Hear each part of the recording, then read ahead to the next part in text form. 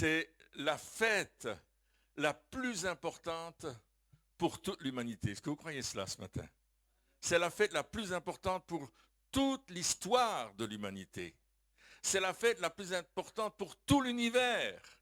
Et je pourrais en rajouter pour les galaxies au-delà de ce qu'on peut connaître. Parce que Jésus est vivant, le Créateur du monde est vivant. Il est vraiment ressuscité. Alléluia. Alléluia. Les gens doivent savoir, le monde doit savoir que Jésus est vivant. Amen. Nous devons le crier, le dire, le partager, l'enseigner, le propager. Alléluia. Au monde entier, parce qu'il est vivant. Il est notre héritage. Vous vous souvenez, on avait parlé de l'héritage il y a quelque temps. Et dans Colossiens chapitre 1, verset 13, il dit que Jésus nous a délivrés de la puissance des ténèbres et nous a transportés dans le royaume du Fils de son amour. Alléluia, il nous a changé d'endroit, il nous a changé de place. Il nous a pris là où nous étions dans les ténèbres et il nous a tirés de là. Il nous a tirés. Parce que le mot transformer veut dire tirer, changer de place pour nous transporter dans le royaume du Fils de son amour qui est vivant et qui est ressuscité. Alléluia. Et la Bible déclare dans Romains au chapitre 8 et au verset 17 que nous sommes héritiers de Dieu et co-héritiers de Christ si du moins nous souffrons avec lui. Wouh! Alléluia. Merci Seigneur pour cet héritage. J'aimerais que ce matin nous puissions entrer dans un héritage encore plus grand, plus puissant, que nous puissions connaître ce que Dieu veut pour nous. Et Paul disait dans Philippiens chapitre 3 et verset 10, Philippiens chapitre 3 verset 10, afin de connaître Christ et la puissance de sa résurrection. J'aimerais parler aujourd'hui de la puissance qui est lié, qui accompagne la résurrection. La puissance de sa résurrection. Dites avec moi, la puissance de sa résurrection. Dieu nous appelle à rentrer dans une dimension supérieure spirituelle, mais aussi terrestre, pratique. Mais pour ça, on a besoin de la puissance de la résurrection. Connaître Christ et la puissance de sa résurrection. Dans ce verset, dans ce chapitre 3, Paul partage son pédigré, ses titres, son origine, ses coutumes, et dit tout cela, je les ai regardés comme des pertes. Le terme grec dit qu'il a regardé ça comme de la balayure, de la poussière, du crottin. Ça va jusque-là. Pour l'excellence de la connaissance de Christ et de la puissance de sa résurrection. Amen. 4 fois dans les Actes des Apôtres, lorsque Paul est arrêté, il va parler de la résurrection, qu'il souffre à cause de la résurrection. Et c'est là que Dieu nous dit aussi, n'est-ce pas, la communion de ses souffrances, en devenant conforme à lui dans sa mort. Parce que nous allons souffrir, parce que nous allons proclamer que Jésus est vraiment ressuscité. Nous allons souffrir parce que nous allons proclamer que Jésus est vivant aujourd'hui. Et le monde n'aime pas cela. Le monde n'aime pas voir ce genre de miracle. Alléluia.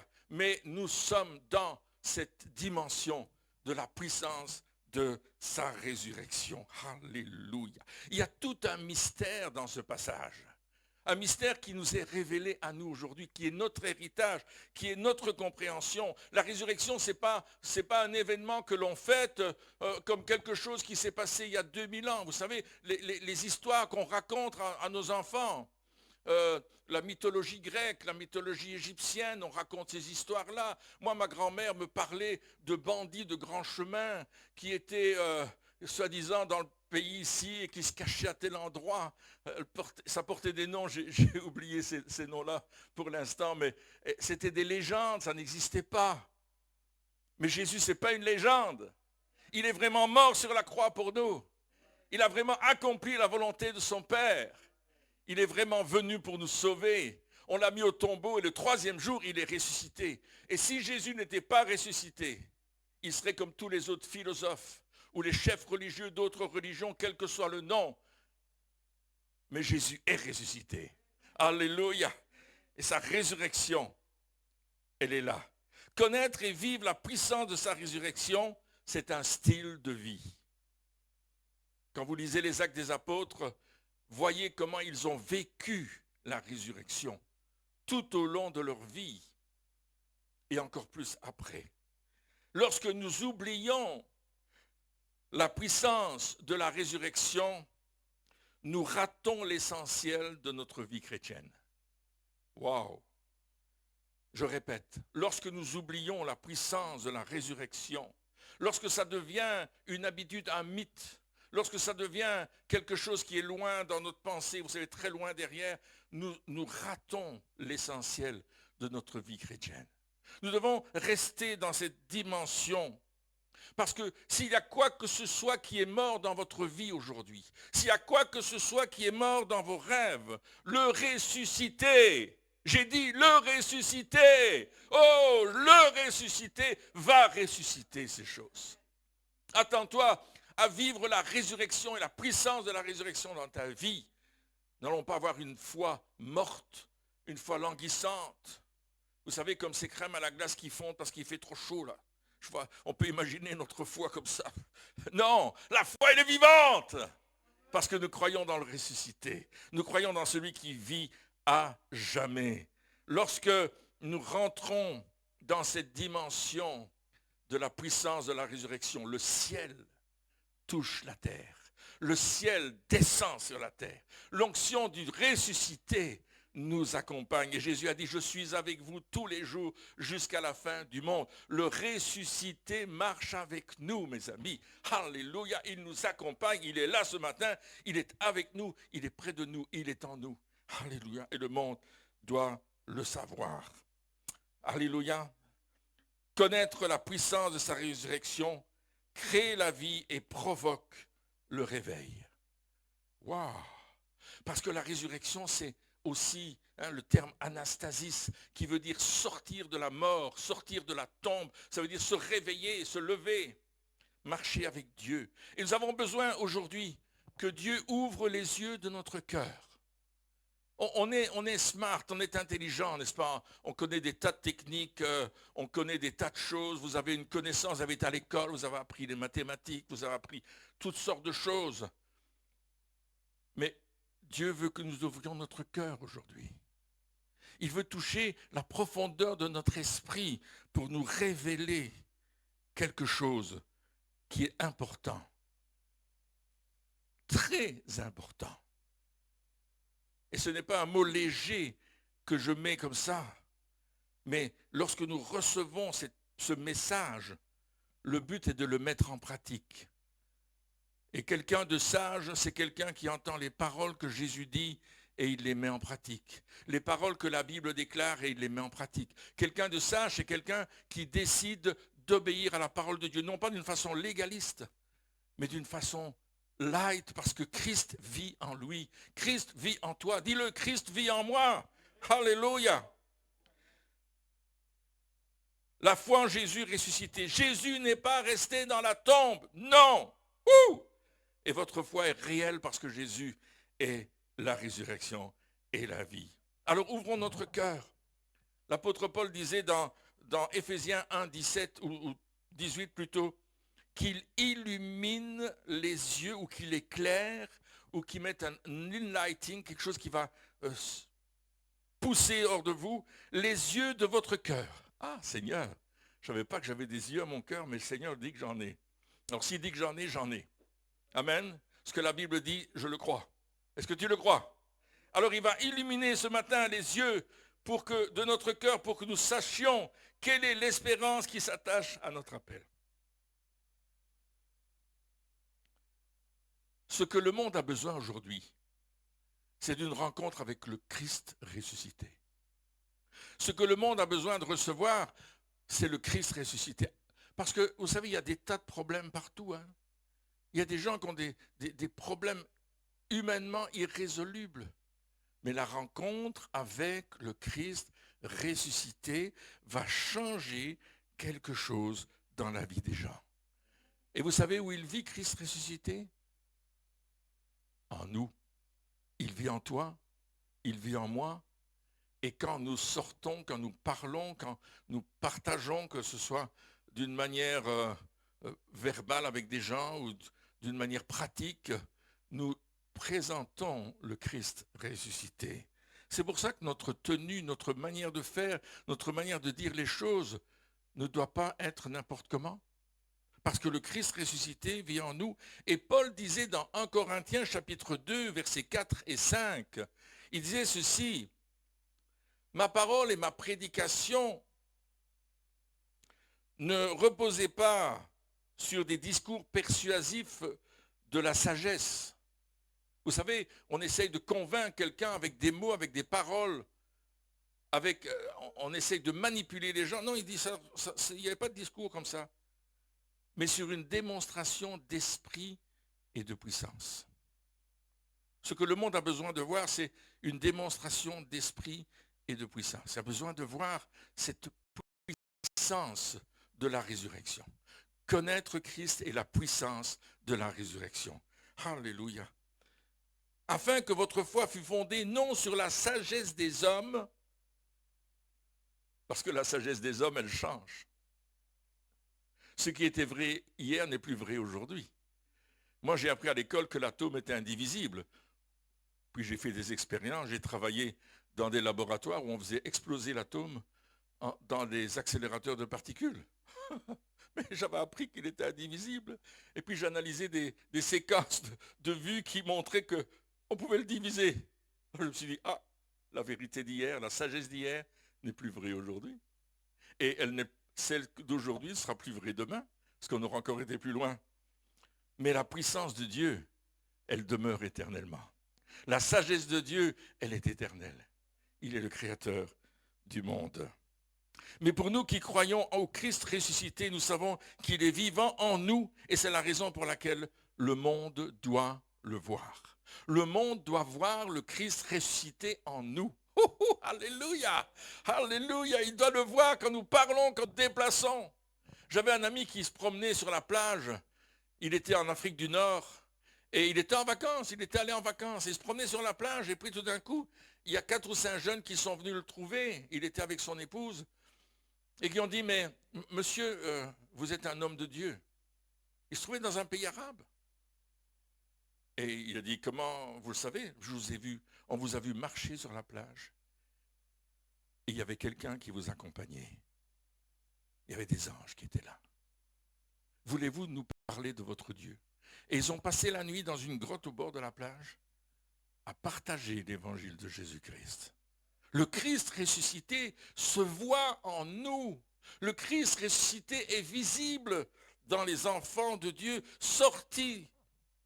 Dans Actes 2, 24, il est dit ceci: Dieu l'a ressuscité en le délivrant des liens de la mort, parce qu'il n'était pas possible qu'il fût retenu par elle.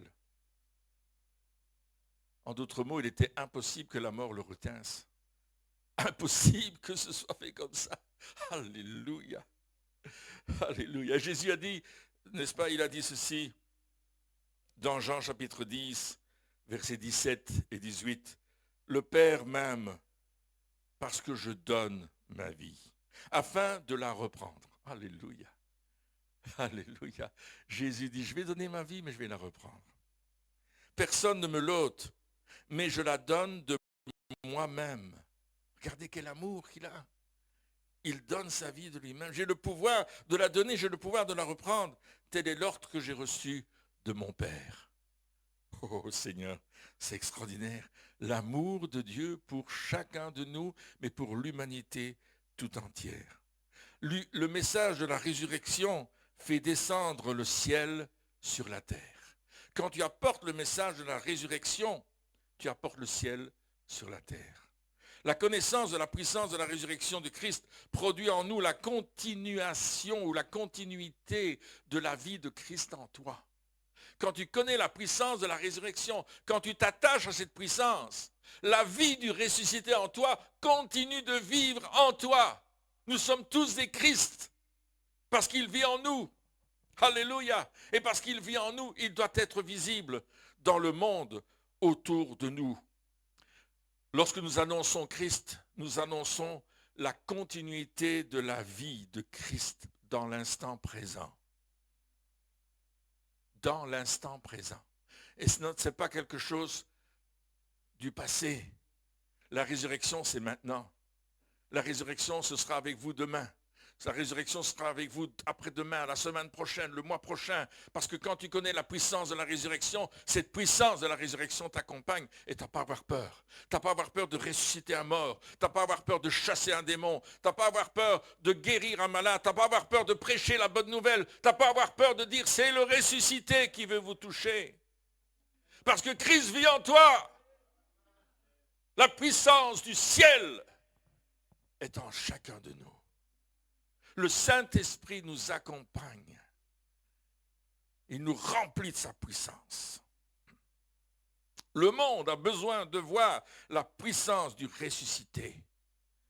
Quelqu'un m'a écrit l'autre jour en disant, monsieur, j'ai vu que vous priez pour les malades. J'habite dans telle ville en France, j'habitais assez loin. Pouvez-vous prier pour moi? Et les gens me disent, je vais me déplacer jusque chez vous. Il y a des gens qui habitent dans le sud et ils veulent, je ne vous déplacez pas. Jésus est là, il va vous toucher. J'ai dit à ce monsieur, maintenant mettez votre main là où vous avez mal et commandez à votre corps de se remettre en place. Oh, on écrivait, c'était écrit. Je ne parlais même pas avec lui. J'ai parlé par écrit. Et il fait comme ça. Je dis, maintenant, qu'est-ce qui se passe? Et il me dit, c'est extraordinaire. Il dit, mon corps a commencé à tourner à gauche et puis à droite. Je lui avais dit, ça va se passer quelque chose, ou devant ou derrière. Il a commencé à bouger. Il dit, et la douleur? Ben, la douleur, elle est partie dans mon dos, encore dans mon genou. Je dis, ok, asseyez-vous sur une chaise. Demandez à votre femme de prier pour vos jambes. Il dit, ma femme va prier pour moi. Oui, faites-le au nom de Jésus. Des chrétiens. Et l'ont fait. Et puis il m'écrit, je suis complètement guéri. Je peux me tenir debout dans mon business.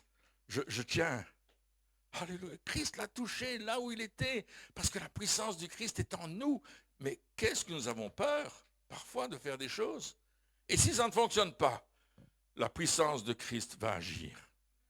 Nous devons toujours marcher avec cette vision que Christ veut et peut guérir, ressusciter, délivrer, transformer, changer, faire un changement total dans la vie des gens, solutionner les problèmes de dette, solutionner les problèmes, quels qu'ils soient, de couple, quoi que ce soit. Dieu veut le faire. Mais nous devons mettre notre confiance dans la résurrection. La résurrection, c'est la continuité de la vie de Christ en nous, maintenant. Le mot maintenant est important.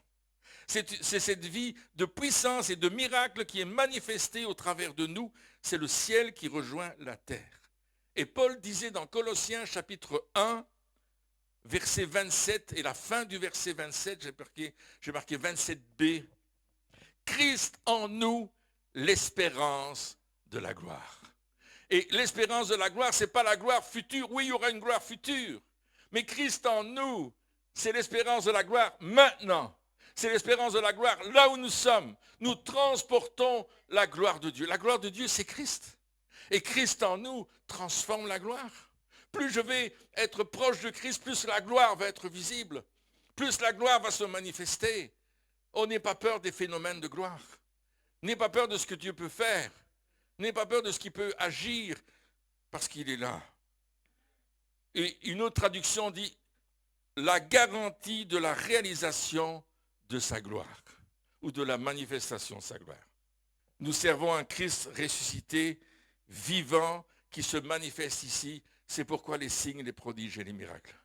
Alléluia, alléluia. C'est pourquoi les signes, les prodiges et les miracles. Le diable nous attaque par la maladie, il nous attaque par toutes sortes de choses. Il a ses habitudes, on connaît son travail, on sait ce qu'il va faire. Il va nous mentir, il va tricher, il va nous voler, il va égorger, il veut détruire. Vous connaissez ça, Jean 10, n'est-ce pas? Mais Christ est venu pour nous donner la vie en abondance. Christ en toi, la vie en abondance. Tu peux dire Christ en moi, la vie en abondance.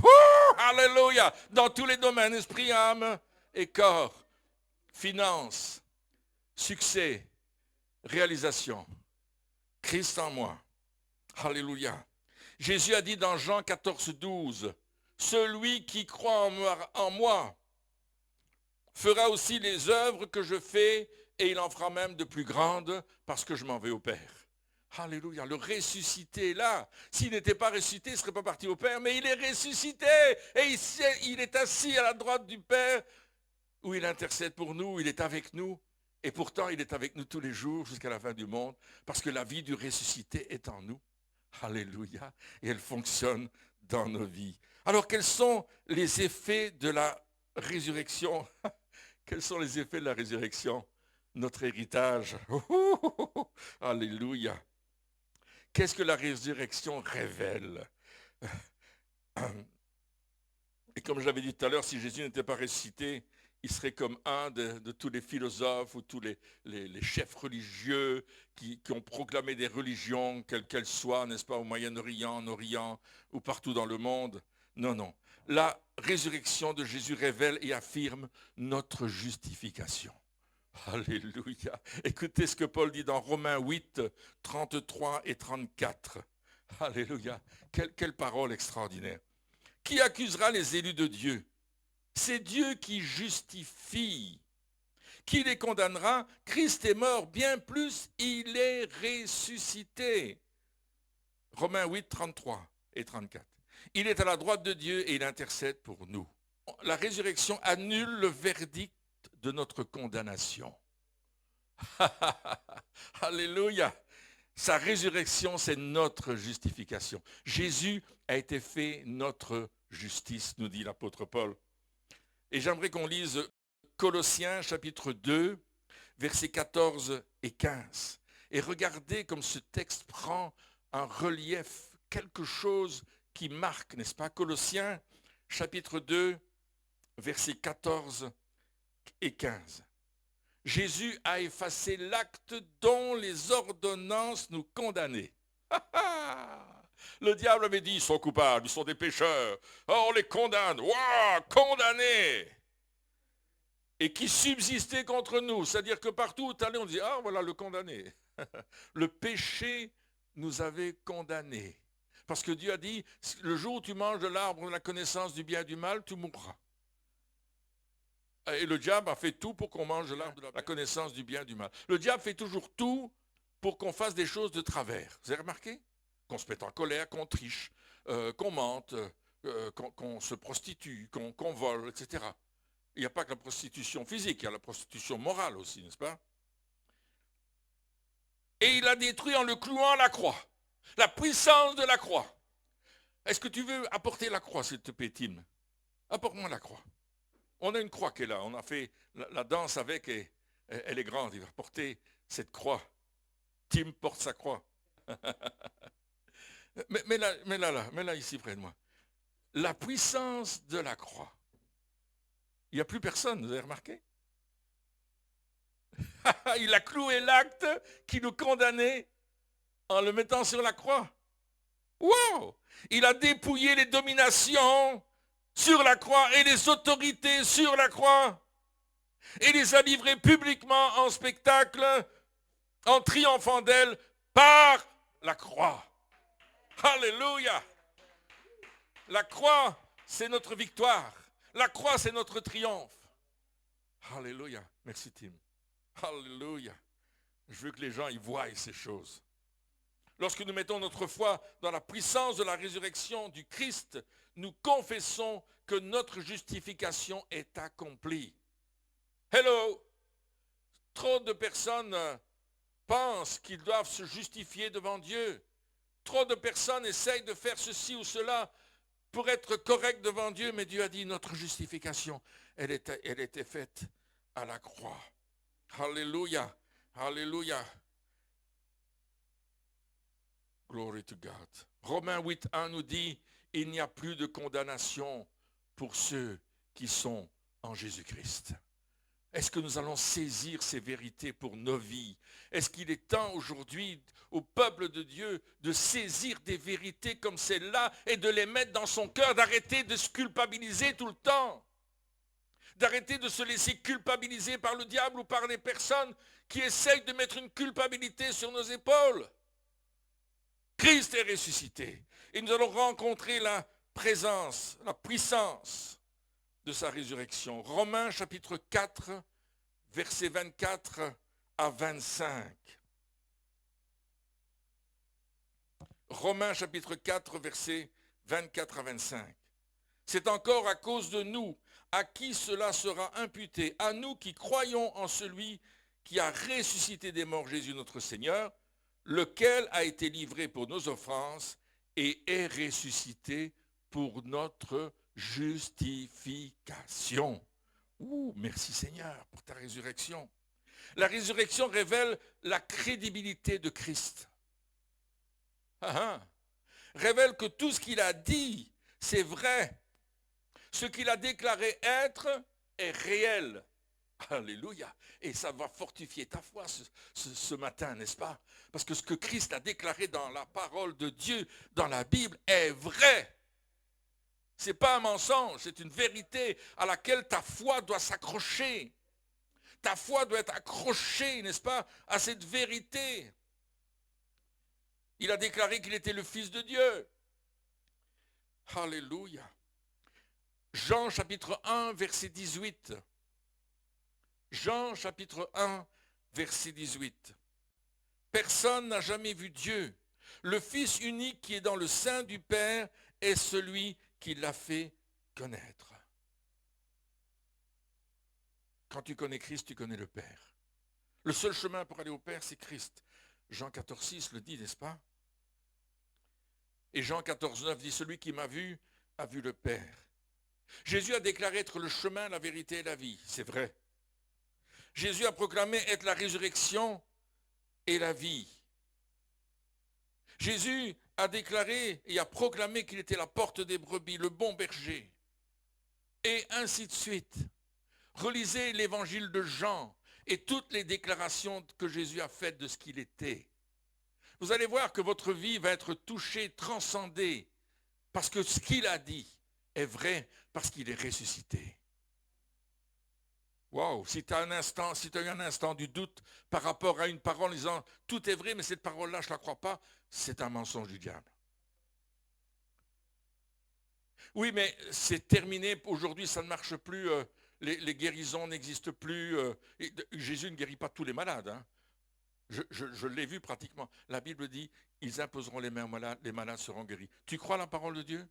Jésus a dit, allez, ressuscitez les morts, purifiez les lépreux, chassez les démons, vous avez reçu gratuitement, donnez gratuitement, guérissez les malades. Oh, some people say, il y a des gens qui disent, oh, vous savez, ça c'est plus pour aujourd'hui. C'était pour hier, c'était jusqu'à la mort des apôtres. Aujourd'hui, c'est plus vrai. Mais c'est eux qui croient un mensonge. Moi, je crois la parole de Dieu. Qui allons-nous croire aujourd'hui? Nous allons croire la parole de Dieu. Oh, mes amis, la résurrection, c'est la preuve que Jésus a dit est vrai. Glory to God. Si Jésus n'était pas vrai ce qu'il a dit, c'était du mensonge. Hein? Il était un vrai menteur, mais Jésus est ressuscité. Aujourd'hui, nous déclarons, ce que tu as déclaré est la vérité, car tu es vraiment ressuscité. Ouh, alléluia, ça change notre vision de la foi, ça change notre marche avec Dieu, ça change notre direction. Peut-être tu étais en train de dévier et tu avais commencé à dire, oui, cette parole-là, je ne la crois pas trop, celle-là non plus. Vous savez, pour dévier des centaines de kilomètres, il faut juste à la base dévier de quelques degrés. Hein. Et tu dévies un tout petit peu, hein, on voit ça en aviation. Hein. Lorsque tu conduis ton avion, il y a un plan de vol et puis il y a un peu de vent qui te fait dévier de ta route et tu vois ton compas qui indique déviation et tu dois redresser l'appareil en fonction du nombre de moteurs et de réacteurs que tu as. Tu dois redresser ton appareil pour qu'il prenne la bonne direction. Mais il y a une opposition qui est là, qui souffle contre l'appareil pour l'empêcher d'aller dans la bonne direction. Et dans notre vie chrétienne, c'est parfois la même chose. L'ennemi souffle sur nous en disant, tu ne vas pas dans la bonne direction, dévie un petit peu, ne crois pas cette parole, elle n'est pas vraie. D'ailleurs, tu as expérimenté, on a prié pour toi, tu n'as pas été guéri, donc tu ne guéris pas toujours les malades. Et nous en faisons une loi, une règle, et nous le proclamons, et quand nous prions pour quelqu'un, peut-être tu vas être guéri. Quelqu'un me disait, mais comment tu fais pour guérir les gens? Je dis, moi d'abord, je ne guéris personne.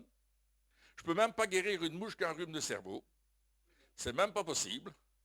Mais je dis, sois guéri au nom de Jésus, et les personnes sont guéries. Non, mais tu fais comment? Je fais comment?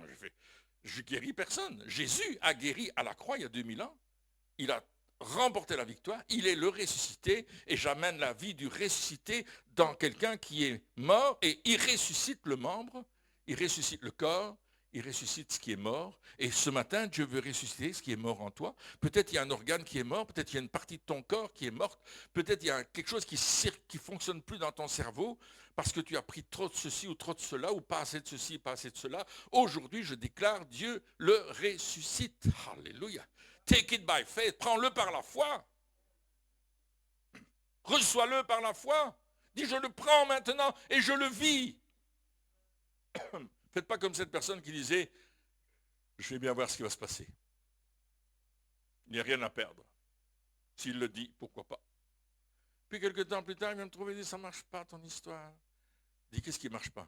Ben, tu ne m'as pas guéri. Je dis, non, moi, je ne peux pas te guérir. Mais Jésus va te guérir. Jésus veut te guérir. Et il peut te guérir. Ouvre ton cœur. Laisse-le faire. Laisse ta foi saisir la vérité de la parole de Dieu. La résurrection révèle que la mort est temporaire et que celle-ci a été vaincue. Beaucoup de gens ont peur de la mort. Beaucoup de gens ont peur de mourir. Mais la mort, c'est pour un moment. Jésus est ressuscité. Il n'est pas resté dans la mort. Il est le premier ressuscité, il est le prémisse de la résurrection. Dans Jean 17, verset 3, il est dit, Jean 17, verset 3, « Or la vie éternelle ». Vous avez compris le mot « éternel » ? La vie éternelle, c'est qu'ils te connaissent, toi, le seul vrai Dieu, et celui que tu as envoyé, Jésus-Christ. La vie éternelle. Dans Jean 11, 25, 26, vous connaissez Jean 11, la résurrection de Lazare, Jésus a dit à Marthe, « Je suis la résurrection et la vie ». Jésus a dit, « Je suis la résurrection ». Est-ce que Christ vit en toi? La résurrection vit en toi. Il dit, « Je suis la résurrection et la vie. Celui qui croit en moi vivra quand même il serait mort. » Oh, oh, oh, oh. Et quiconque vit et croit en moi ne mourra jamais. Crois-tu cela? Quelle déclaration qui vient contre nos concepts humains de limitation. On limite les choses. Mais Jésus a dit, je suis la résurrection et la vie. Si tu crois en moi, tu vivras éternellement. C'est pourquoi on va revoir nos bien-aimés qui sont morts dans le Seigneur. Alléluia. Parce que Jésus va les ressusciter. Le ressuscité vit en eux. Ils sont vivants au siècle des siècles. Le Saint-Esprit est le gage certain de notre glorieuse résurrection. Romains chapitre 8, verset 11. Il y a des versets extraordinaires.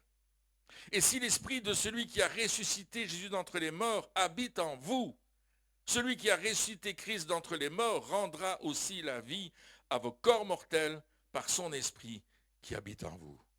Oh, oh, merci Seigneur. Et encore 1 Corinthiens chapitre 15, versets 54 à 57. 1 Corinthiens chapitre 15, pour ceux qui prennent des notes, versets 54 à 57. Et c'est Paul qui parle. Et il dit une chose extraordinaire. Il dit, lorsque ce corps corruptible aura revêtu l'incorruptibilité. Ah, c'est ce qui va se passer. Et que ce corps mortel aura revêtu l'immortalité. Incorruptible, immortel. Ça, c'est notre destinée. Hello, vous êtes là? Quelle belle destinée. Les gens essayent de... Aujourd'hui, les médecins, les chercheurs prolongent la vie. Et on vit de plus en plus vieux. N'est-ce pas? On transplante des organes, on change des parties de votre corps. Il y a juste la tête qu'on ne sait pas encore changer, mais il y en a qui ont essayé dans le passé, on a entendu parler de ça, et ça n'a pas fonctionné. Mais Jésus dit, ton corps mortel va revêtir l'immortalité. Ton corps corruptible va revêtir l'incorruptibilité. Alors s'accomplira la parole qui est écrite, la mort a été engloutie dans la victoire. Ô mort, où est ta victoire? Ô mort, où est ton aiguillon? L'aiguillon de la mort, c'est le péché, la puissance du péché, c'est la loi. Mais grâce soit rendue à Dieu qui nous donne la victoire par notre Seigneur Jésus-Christ. Amen. La mort a été vaincue, que ce soit le cancer, que ce soit n'importe quelle autre maladie. Christ a vaincu les maladies, il a vaincu la mort, il a vaincu les choses mortelles qui sont venues sur nous. Il les a vaincus. Alléluia. Parce que Jésus déclare, et la Bible déclare dans Ésaïe 53 que par les meurtrissures de Jésus, nous sommes guéris. 1 Pierre 2, 24 déclare que non seulement il a pris nos péchés, mais aussi il a pris nos maladies en son corps sur le bois. Sa résurrection révèle que notre Jésus vivant va revenir. Sa résurrection révèle cela. Quand vous lisez les textes, n'est-ce pas, dans Actes chapitre 1, verset 3, et ensuite on va sauter au verset 11. Après qu'il eut souffert, il leur apparut vivant. Alléluia. Et il leur en donna la preuve, il en donna plusieurs preuves, se montrant à eux pendant 40 jours et parlant des choses qui concernent le royaume de Dieu. Ça, c'est le verset 3. Le verset 11. Et là, on voit qu'il y a deux anges qui sont là. Et ils dirent, « Hommes galiléens, pourquoi vous arrêtez-vous à regarder au ciel ce Jésus qui a été enlevé au ciel du milieu de vous, viendra de la même manière que vous l'avez vu allant au ciel. » Si Jésus n'était pas ressuscité, il ne reviendrait pas. Mais il est vraiment ressuscité et il nous a annoncé son retour. Le cinquième point, j'ai presque terminé mon message, encore quelques pages, mais je vais continuer. La puissance du témoignage de la résurrection de Jésus. La puissance du témoignage de la résurrection de Jésus. Dans le livre des Actes des Apôtres, nous lisons que ceux-ci rendaient témoignage de la résurrection du Christ. Actes chapitre 2, verset 33 et verset 43. Acte 2, 33, et on va sauter tout de suite au 43 pour ne pas avoir trop de texte à lire. Il est écrit, les apôtres rendaient avec beaucoup de force témoignage de la résurrection du Seigneur Jésus. Donc on voit que les apôtres vont rendre témoignage de la résurrection de Jésus. Et ensuite au verset 43, il dit, et une grande grâce reposait sur eux, la crainte s'emparait de chacun et il se faisait beaucoup de prodiges et de miracles par les apôtres. Lorsque nous rendons témoignage de la résurrection de Jésus, c'est à ce moment-là que la grâce et sa puissance se manifestent par des signes, des prodiges et des miracles. Il n'y a pas de puissance sans grâce. Il y a de la grâce, de la compassion, la présence de Dieu, la faveur de Dieu qui vient sur nos vies. Elle se manifeste par la puissance de la résurrection. Connaître Christ et la puissance de sa résurrection. Dans Actes, j'aimerais poser une question. Est-ce que vous avez un témoignage à donner? Je ne demande pas ce matin, mais est-ce que tu as un témoignage? Est-ce que ton témoignage est prêt? Si quelqu'un te demande raison de ta foi, est-ce que tu es... Lève ta main s'il est prêt. Si tu dis, ouais, je peux rendre témoignage. Je peux donner mon témoignage de ma résurrection, de ma vie en Christ. On devrait tous savoir le faire. Jésus avait un témoignage. Apocalypse chapitre 19, verset 10. Apocalypse chapitre 19, verset 10. Notre témoignage à nous, c'est comment je suis passé de la mort à la vie. Comment j'étais mort et maintenant je suis vivant.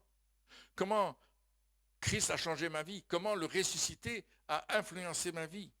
Et dans Apocalypse chapitre 19, verset 10, il est dit, « Et je tombai à ses pieds pour l'adorer. Mais il me dit, garde-toi de le faire, je suis ton compagnon de service et celui de tes frères qui ont le témoignage de Jésus. » Qui ont le témoignage de Jésus. Oh oh. Adore Dieu, car le témoignage de Jésus est l'esprit de la prophétie. Waouh! Et il y a beaucoup d'explications. Mais qu'est-ce que ça signifie? Tout simplement, la vie de Jésus, que l'enseignement de Jésus, que sa mort et sa résurrection sont le cœur de ce qu'annoncent les prophéties bibliques. Tout le témoignage de Christ, c'est l'accomplissement de la parole de Dieu. Tout le témoignage de Christ, c'est que Dieu a accompli sa parole. Alléluia. Toute la parole prophétique au sujet de la Genèse, jusqu'à l'Apocalypse, tous les témoignages au sujet de Jésus se sont accomplis. Il y a encore le témoignage de son retour et encore d'autres choses qui vont se passer, mais jusque-là, tout s'est accompli. Et d'ailleurs, il a dit à la croix, tout est accompli. Jean chapitre 19, verset 30, tout est accompli.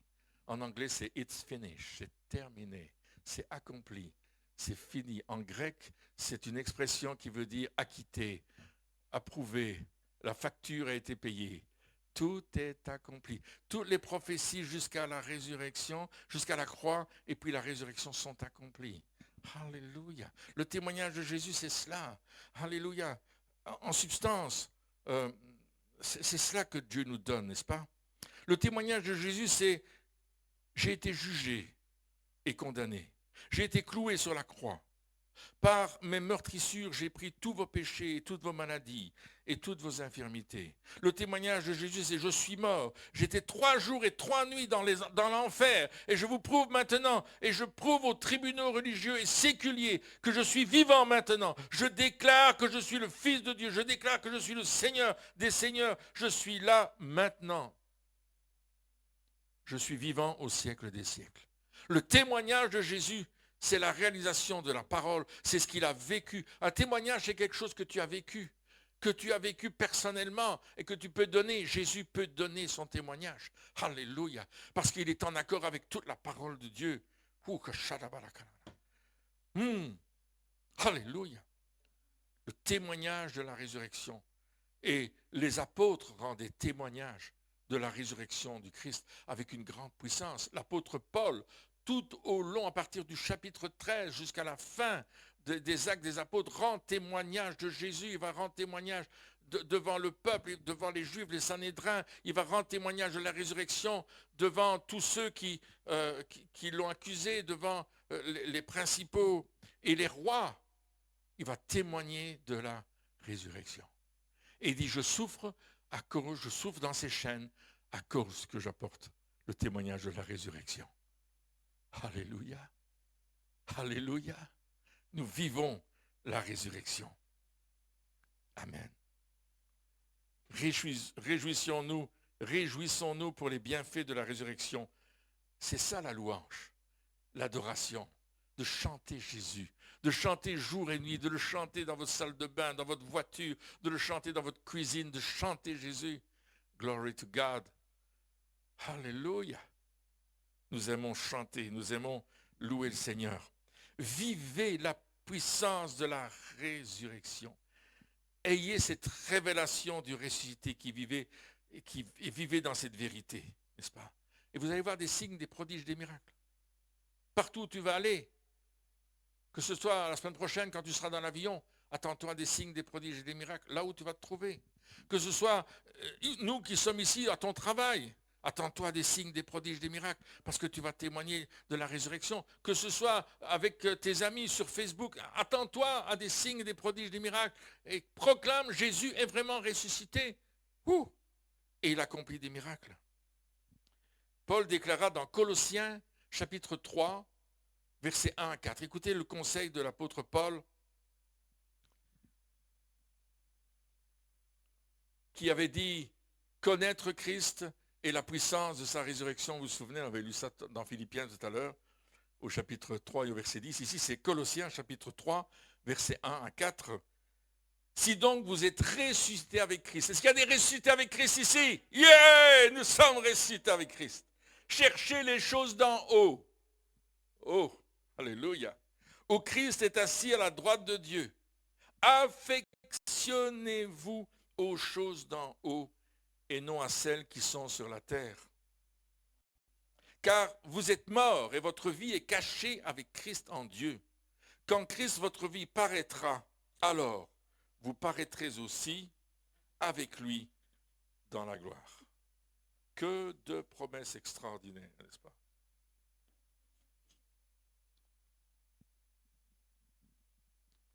Voilà, il y a encore beaucoup de choses à dire.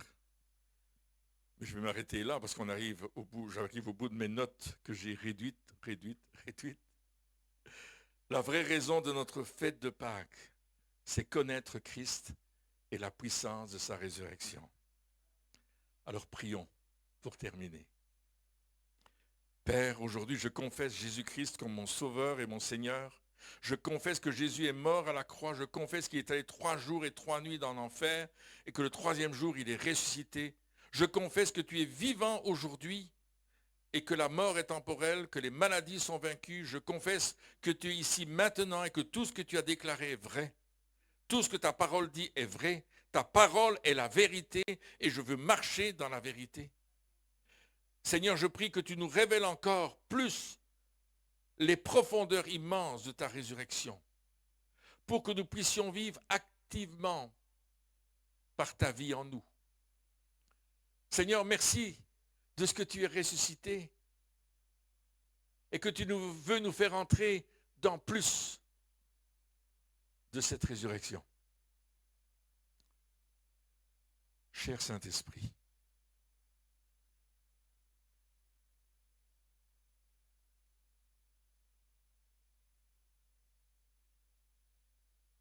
révèle-toi maintenant.